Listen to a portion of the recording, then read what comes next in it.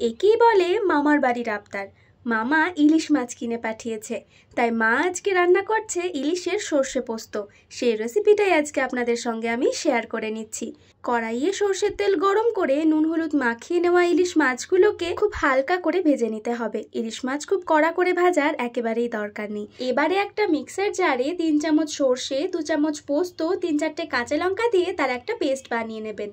ইলিশ মাছ ভাজা হয়ে গেলে মাছগুলো তুলে রেখে আপনারা চাইলে কিছুটা পরিমাণ তেল তুলে রাখতে পারেন।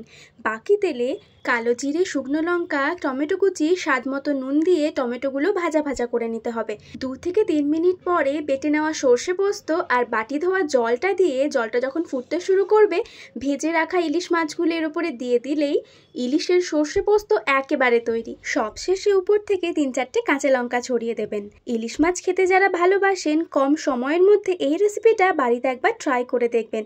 কথা দিচ্ছি দারুণ লাগবে খেতে গরম ভাতের সঙ্গে।